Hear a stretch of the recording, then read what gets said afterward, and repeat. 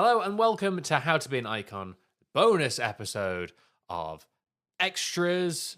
I always forget what it is. I made it up and I forget what it is. Additions, amendments, extras, etc. Extra. Or All of our nubbins. all of our nubbins. Yes, in this episode we are going to be going through the little bonus bits from our Ozzy Osbourne episode, our Oasis episode, our Pamela Anderson episode, and our Spinal Tap episode. All of little bits that may have happened since then, and plus a few other icons that you may or may not have forgotten about from our past back catalogue. Some people who might have some things going on. Absolutely, but before all that, I'm of course joined by Donna Cameron. How are you today? I'm great.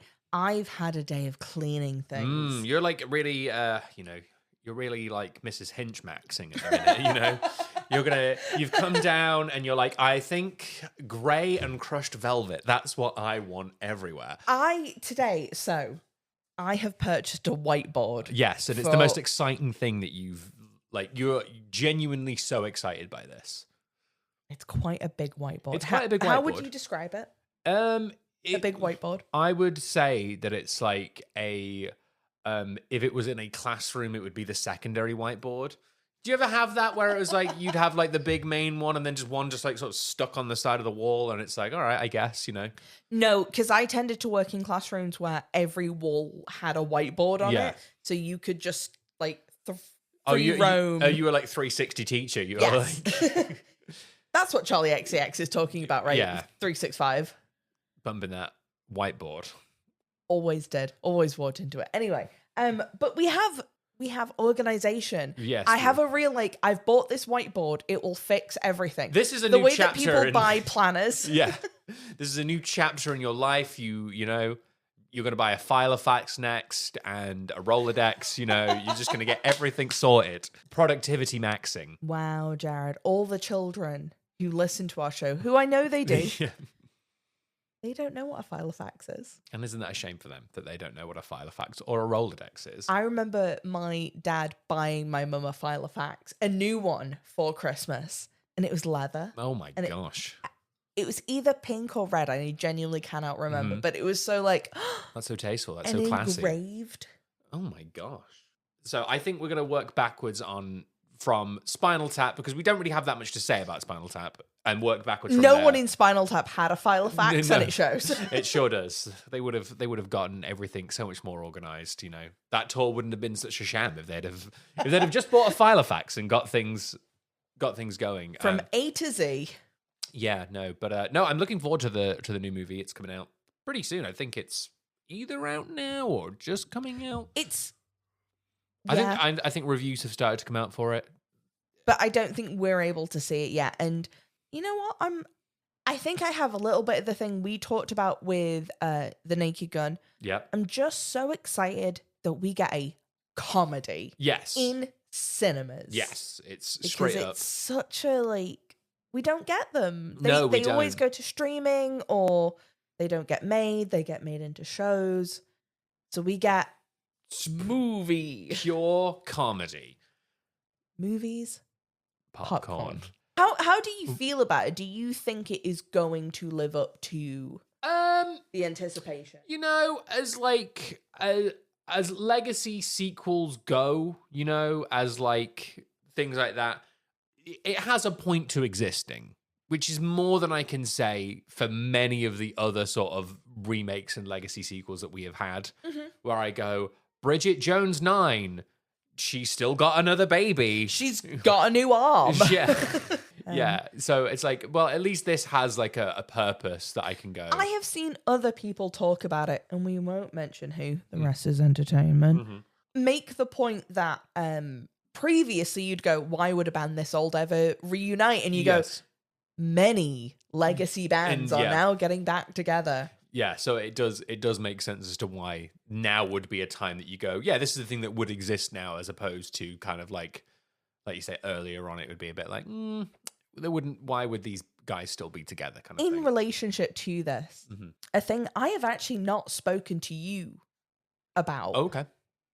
how funny is it that Morrissey is trying to sell all of the rights to the Smiths off his just own website?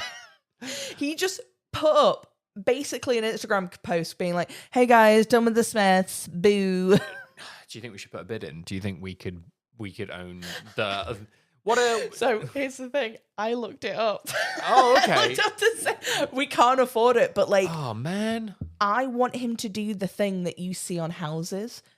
In like 4 years, you go, oh, that's dropped significantly.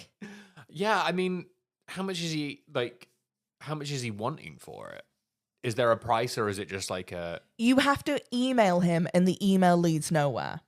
Oh, okay. It is a duff email. Did you get a bounce back? Is that... No, I've heard from other people that they have bounce backs because people Dear have gone... Mars, I've got a podcast, but I think you'd think it's well cool. So here's the thing, Mars. Could I just have like 2 of the albums? Yeah. None of your solo stuff. I'd just like Queen is Dead and Meat is Murder. Thank you. Right. Cheers, Mars. I think you're good. Love D. Yeah, no, I think that would... I'm Spanish, XOXO. Because that's how he sells it to you. Because Yeah. he's like, I don't know why they like it. They just do. Yeah. No, I think that we could own the Smiths. I think it's definitely Well, worth we it. can own Morrissey's claim of the Smiths. We can own 1/4 of the Smiths, you know? Yeah. I don't know what, like, again, he doesn't own the back catalogue or the library. Well, he technically does. Oh, okay. Um, Interesting. So there is money in them there hills, you know? It's a bit of an iffy one. So it was very funny because he was like, hey guys, should we get back together? And all of the living members went, No. No, you're awful. I do not want to be in a room with you. Yeah. Well, we'll do you know what? We'll see where that goes, you know? I think when we inevitably do an episode on Morrissey. Oh, I've been looking forward. Yeah. And not in anticipation, looking ahead. Looking ahead, yeah. Going, God, I'm gonna have to do it at some point because you're not gonna do it. I'm not touching that. No, you're the soft, sensitive Northerner, so it speaks to you more than it speaks to me. To Oasis. Ah, okay, yes. Our other bunch of soft Northerners that sing about their feelings. Less soft. Less soft, less feelings.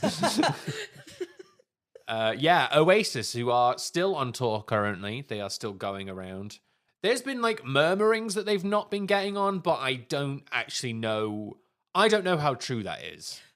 I reckon they are not getting on as well as they have always not gone on.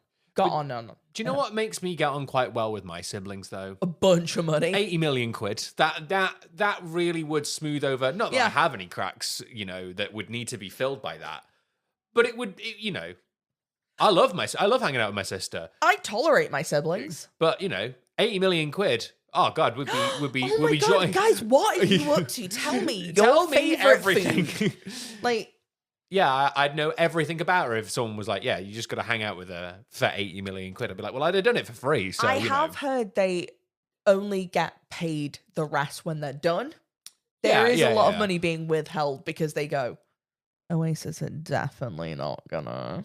But, you know, I think you could get on with anyone for 80 million quid. I'd give it a damn good go. I think the worst person I know, I could be like, 80 million, I'll give it a crack. Like, you know. What I have enjoyed, because they're now out of the UK and they have been for a hot sec, watching the men on ketamine being removed from these arenas as like Live Forever plays in the background and you go, you're the freest. You're the freest a person can ever be. I have a little bit of the thing of like, though, of if I was just going to go to a gig and do How much money you know. You could get basically the same experience by doing cat in your local pub. Yeah, and putting on an Oasis album. Yeah. I don't, you know. Again, I have a little bit of that with music anyway. First of all, who is affording these things? When people get like para drunk, like they get so drunk at a gig and I'm like, how much money do you have? Have you bought a beer from a gig, like from a venue? It's like 24 quid. Like, I don't understand how. Who would ever get so drunk at a gig they would have to. I mean, now though, I'm not talking like I'm not talking in the past. I'm talking like right now. I listened to a podcast, I was listening to Wrestle Talk, and they were talking about how they went to AEW's show that was in the O2. And it was like £75 a beer. well, the guy was like, he's like, yeah, they ran out of beer and they ran out of food, and the only thing I could get was chicken nuggets and a beer, and it cost me 24 quid. And he showed a picture of the chicken nuggets, and they were the most depressing thing I've ever seen. Like, it was harrowing, you know, it really was. It's the sort of thing that Jamie Oliver was like fighting against with school dinners, and it's like, I have a little bit of this about the US Open with the chicken nuggets and caviar that they're doing, and everyone is like, the chicken nuggets are cold and terrible, but the caviar, and you're like, no, this is not acceptable. Why are you being like, oh my god, all this caviar? You just got like upsold warm caviar and cold chicken nuggets. Yeah, and it's like paying 24 quid for that, and it's like, oh my god, that's harrowing stuff. But you paid $2,000 to get removed from doing too much ketamine. From doing too much ketamine at Oasis. Like, I get that back in the 90s, yeah, sure, hard drugs and Oasis went together. And it was £19. Yeah, that's the difference. Is like now you're paying. I don't know the going rate for ketamine. I never have. But I do know the going rate for Oasis tickets, and it's, you know, about $1,000. So I was going to say, the only thing I know about ketamine is from Emmerdale when Paddy's wife got addicted to it, and she's not going to see Oasis. You know, that's God, no shit. I think she died in a field. Oh. Not seeing Oasis, which is a damn shame. But yeah, I hope that they do go on tour again. I don't think they will. No, I don't think they will either. I think this is the one and done. I think we'll see them both individually tour. Yeah, absolutely. But no, and who would you rather see? Would you rather see Noel or Liam? Noel, I think. I'd rather see Noel. I've seen Noel. I've seen Noel's High Flying Birds, and he is good. Yeah, it's really good. No, Liam's individual stuff has never done too much for me personally. Like, you know, it's one of my favorite interviews with Noel, and he's asking about Liam's songwriting, and he's like, yeah, wrote a song for his bird and called it Songbird. Groundbreaking. My favorite Noel Gallagher interview is where he is clearly still drunk talking to Chris Moyles, and he tells a story about how Jeremy Kyle once legit offered him to go on the Jeremy Kyle show. And he's like, you and your brother, you've got problems. Why don't you come on the show? We can resolve it on there. Like, Jeremy Kyle, by the way, is like the UK's equivalent of Jerry Springer. Except it's not as fun because it's quite tragic, and because the people on there most of them aren't actors. It's quite real. No, most of them are like poor people. I knew quite a few people who went in the audience on Jeremy Kyle because it was round the corner from our uni, so quite a lot of people went. Katy Perry news. Yeah, there is not much in the way of Katy Perry news. She's done nothing. She's not dating Justin Trudeau anymore, which is quite sad. And she is trying to get into. She's like looking to date other people, it would seem. So that's our. Is Orlando Bloom up to much? No.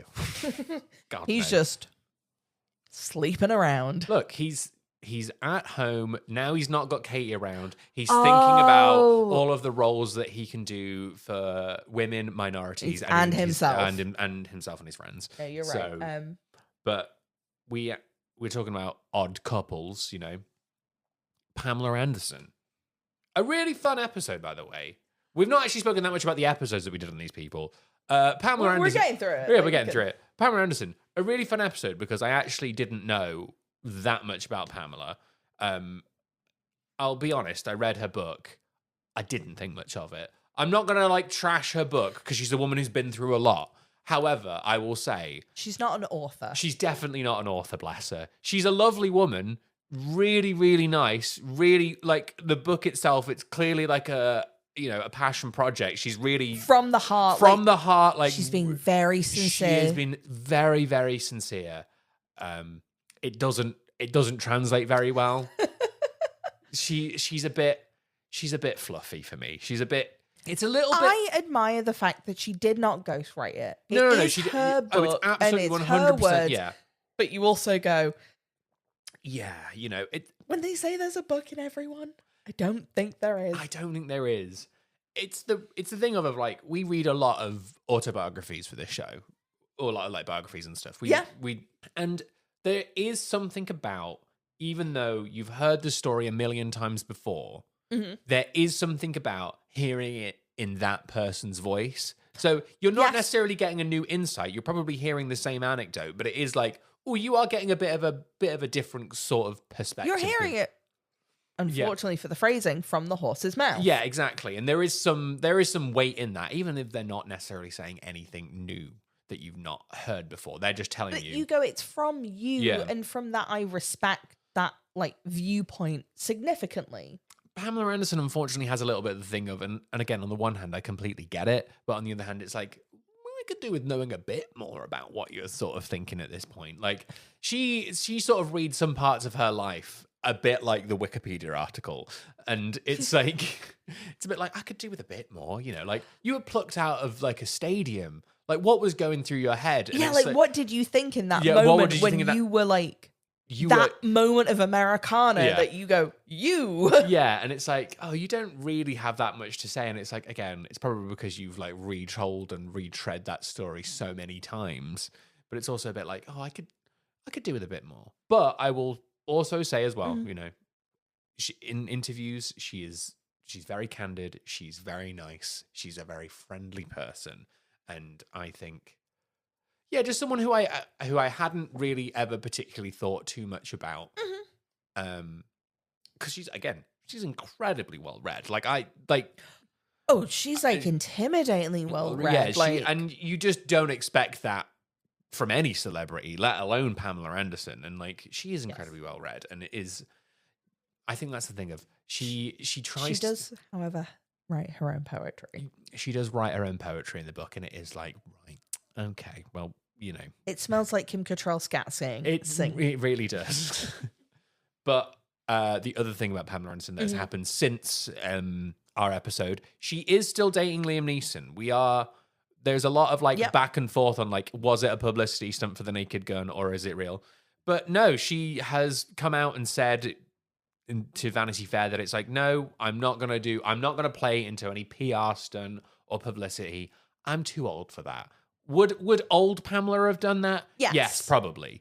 But I don't need to do that. It does back up the point I said to you of, if that relationship broke up, it would be because they cannot be bothered with the press. And it's the other thing as well. And you get to go, no, there is a thing. Yeah, and the other thing is like, people, this is, again, an unfair, but like, I can absolutely see why people would be like, oh yeah, well, Pamela Anderson would do that. But like, Liam Neeson is character actor Liam Neeson. What would he have to get? An old Irishman, like what? Exactly, And again, I don't think that about Pamela Anderson. He's not Ben Affleck dropping all his coffee and be like, "Oh, I'm so sad because I'm dropping my coffee." Yeah, it's but we do love a weird couple though. We love a like, oh, I didn't see it together, but like, you know what?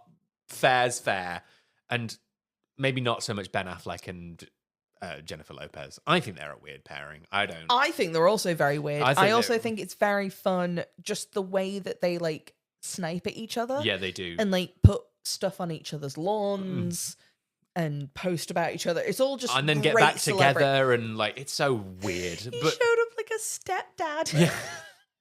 But who is your favorite, or not? Just weird pairings, celebrity pairings. It's a hard one because I'm not like super celebrity literate, which is my problem. Yeah. But we did talk about this before. Yeah. We have to bring up the obvious, very recent one. Sabrina Carpenter and Barry Keoghan. Yeah, she wrote a whole album about how that didn't work, And we did all go, him? Oh. He looks like our nan. And he looks like your lesbian gym teacher, like he's... Yeah, right? He started dressing all androgynous and we just all went, he looks like a nan at a wedding. He does. The one that got me before this, though, was Sarah Jessica Parker and Robert Downey Jr. Yeah, they dated for a while, which is an interesting one. Was this while he was climbing through windows? He wasn't like at the... I think the drugs didn't help that relationship. It was not... Oh. I know. obviously one from right now, Billy Ray Cyrus and Liz Hurley. They're together. People are very, very excited about that one. Didn't he just like slide into her DMs or something? It was a real like. You know what? You got to shoot your shot. You know, he was watching Austin Powers and went, "I wonder what she's up to. I wonder where she's at these days." Just like. I'm gonna say a name, and you can fill in the whatever you say next is a real tell. If I say the words Pete Davidson. Oh, your mom. Because everyone who's ever dated Pete Davidson, you go, wait. Like Kim Kardashian? Oh, and Pete Davidson? Ariana Grande? They were going to get married. Pete Davidson? We're talking about like writing an album about someone. Like she wrote a whole album about not being with Pete Davidson. And you go, good. Just don't. Like it's not. You shouldn't. But yeah, I think he's the person who is the most like, oh, with him. I guess that he also had to do the thing of very publicly going, guys, I'm not here to date everyone when they break up. You go, if you have to publicly state it, then you probably A, are, and B, you failed. Yeah. You didn't lean in. Yeah.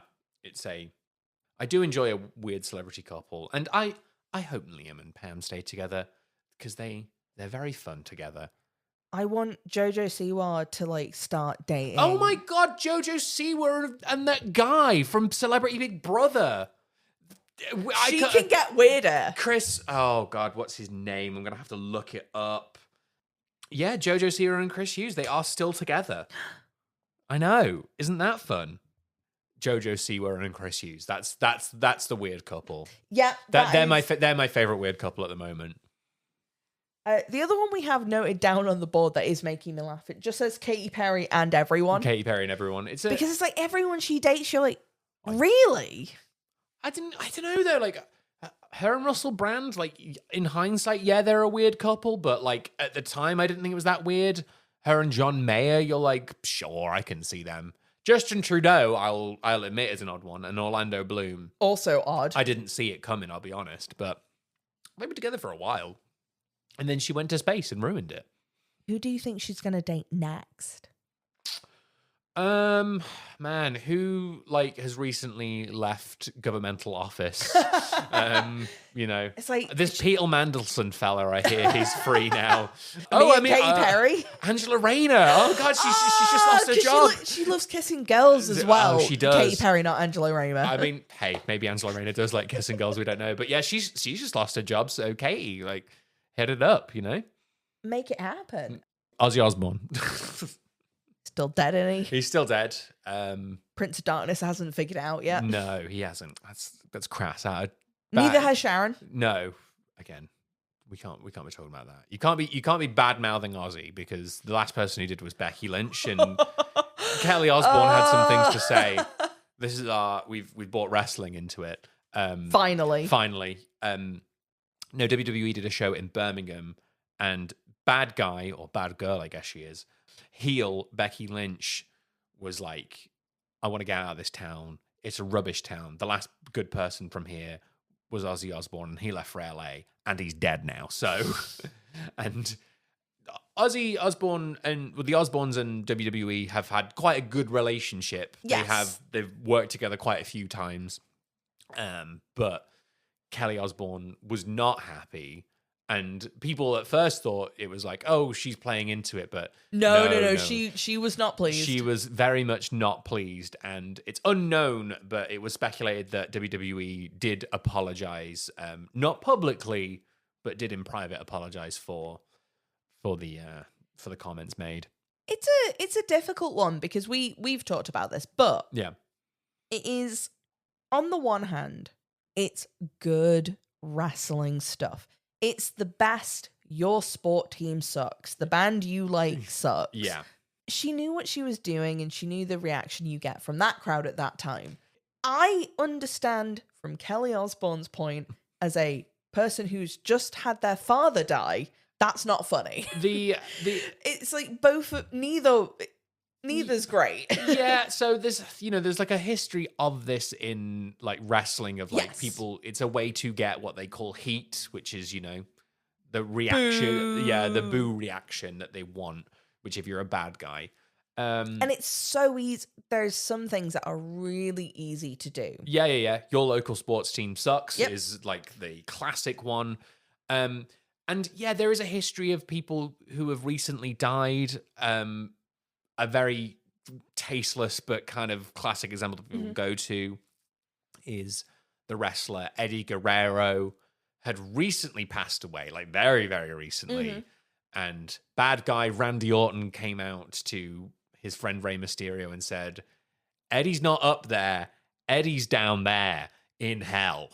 You know, pointing down, being like, and it's like, and it's to get the reaction out Yeah. of the crowd. It is to and get heat and to pop. Yeah. to- The argument often is like, well, they probably wouldn't mind. They probably wouldn't mind their and like it's normally with wrestlers that you get that they go, oh well, Eddie wouldn't have minded because he would have wanted the heat. You know, he would have. And I think that's a reasonable response, especially with wrestlers that if you understand that person and what they want, you go, yeah, you can usually like gauge it. And you know, Ozzy Osbourne, not a wrestler, did work with WWE a lot.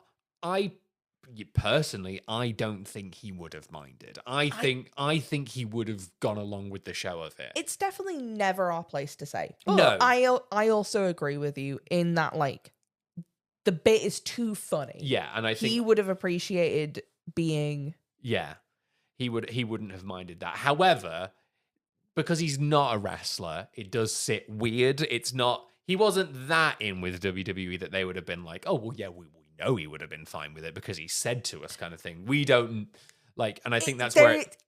Oddly, it's like if it was Lemmy. Yeah. You go, oh, maybe it sits a little better because he did so many like wrestling themes like for Triple H and everything. But no, I get what you mean. It's a very difficult one, and it sits so like precariously that you go, like, ooh, I don't know. I would always have to go, unfortunately, with the family of going. Yes. If you go, oh, I didn't love that. My dad just died. Yeah. You have to peel everything back, regardless of egos and performance. You go, yeah, no, that's not cool. Yeah, no. Did get some feedback. Got a lot of nice comments on that episode. Ooh. Yes, but we did get some feedback today on the episode. The guitarist for Black Sabbath. Now, I think I'm correct in saying that it is pronounced Tony Iommi. It is. Because he is Italian, and that is how Iommi. Tony Iommi. It's almost Tomi Iommi is how it's actually, but I understand that it is spelled Tony Iommi. Tony Iommi is how it's actually spelled. So I think that's a matter of perspective, you know, too much bloody perspective, but it's perspective nonetheless that you can say Tony Iommi. Tony Iommi is not incorrect. Speaking of corrections, Donna would like to. This is Donna's apology corner. We don't have any sad music to lay over this. I understand his name is not David Alburn. I am aware it is Damon Alburn. I thought you were going to say something wrong. I know his name's not David. It's Brian Alburn. I know that now. I cannot tell you. Listener, you won't know this, but Jared saw my eyes as I go, what name do I say? If I say the wrong name, the grief I will get for the rest of my life. But yes, I apologize. I am aware that it is Damon Albarn, not David. It's a weird one. I'm just a person. It's so weird, and I don't know because I can understand when we do get comments of people who are like, this is wrong. And it's like, okay, No, you're absolutely right. Yeah, absolutely right. And you are correct to call us out for mistakes that we make. Because one thing that I do want to put out there, and this is like a thing that I will say, if I don't want to mislead anyone, I don't want to be putting out information that is incorrect. Oh, goodness, no. Like, we are with our absolute, like, genuinely trying to do the bestest job we can do as good little guys, you know?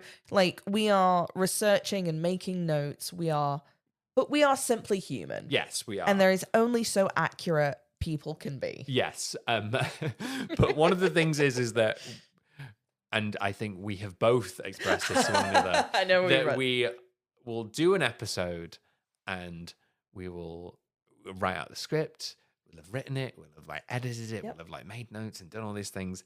And then it comes to doing the episode and we sit down and the microphone is there and we talk and then we go, all right, thank you for listening. So drive home safe, y'all. I don't know what I've just said. It's all gone. And it doesn't matter whether it's you doing an episode or me doing an episode. We both have the experience of going, I don't know what I've just said. I've spoken for an hour and it is completely... And we're going to do the same. We're going to finish this. Yeah. We're going to take our headphones off. I'm going to go to the bathroom, come downstairs and go, what did we do? What did we do? What did we say? What did we talk about? Yeah. There is a little bit of your eyes roll in the back of your head really and you go do. into some sort of fugue state and just the podcast happens. It really is. So guys, understand that what we're doing is actually like magic. Yeah, it's a little bit. It's not inaccurate. It's like performance. It is a little bit. And the fact that you're criticizing that means that you don't appreciate it, okay?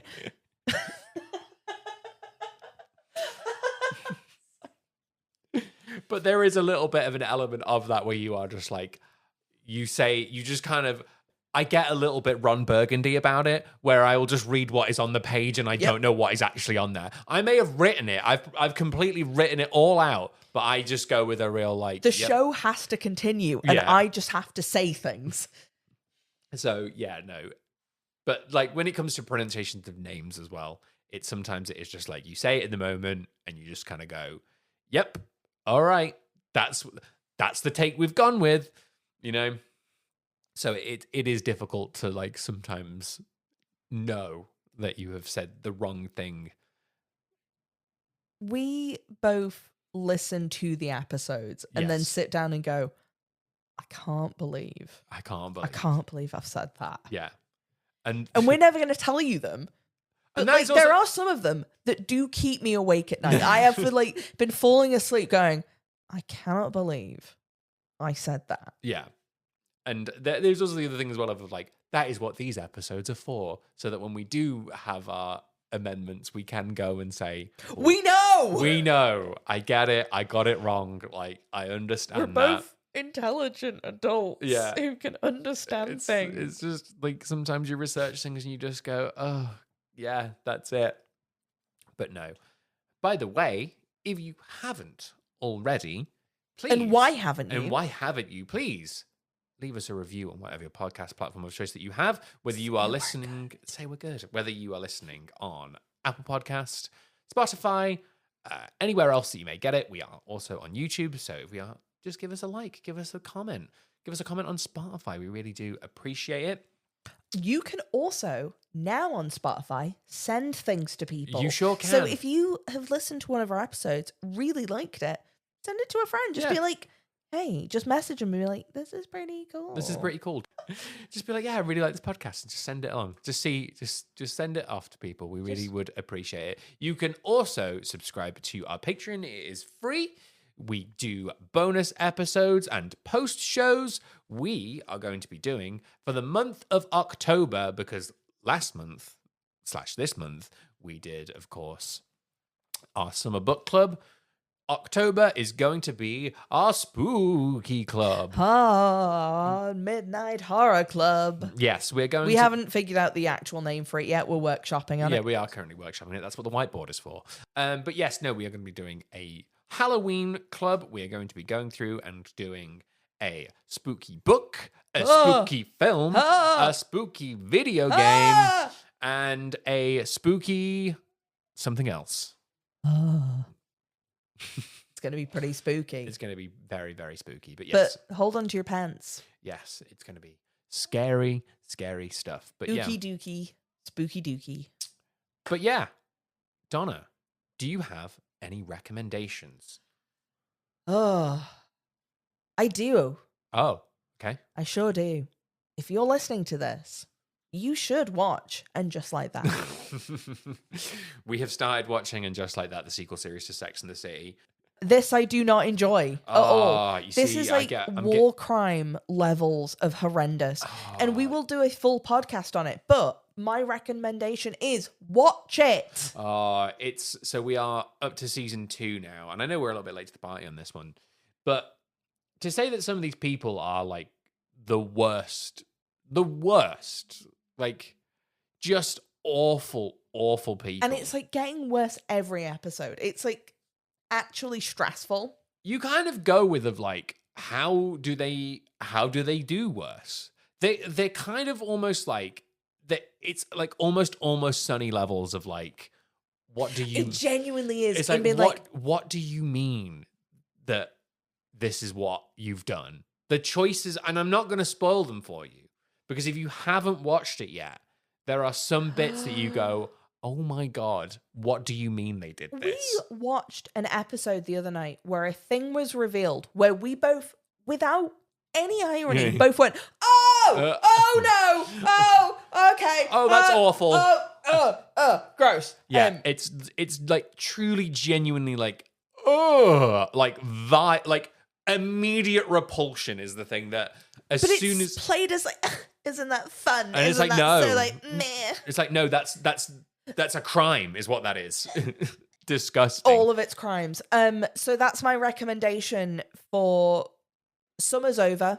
Everything's downhill from here. Yeah.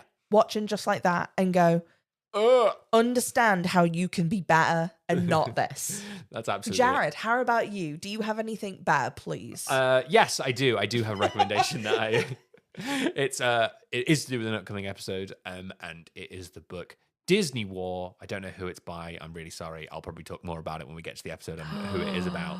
But I'm just going to say that it is an incredible book.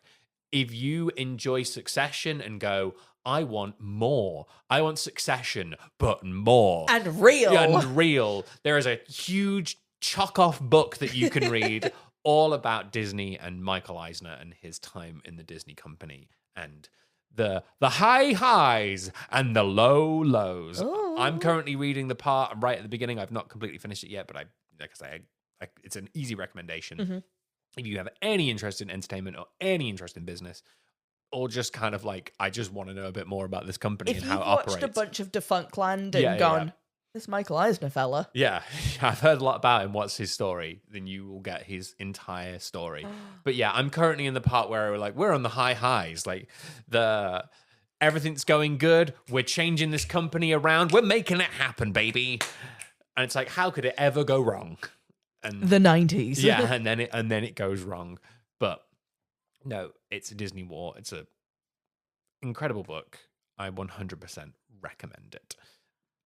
It has been very, very fun. Like I say, if you haven't already, please give us a follow, give us a subscribe on our Patreon. Follow us on all the social medias. We are on Instagram, X, and YouTube as well. And follow us on Spotify or Apple Podcast or wherever it is that you get your podcast. This has been wonderful. Next week, we have a full regular episode.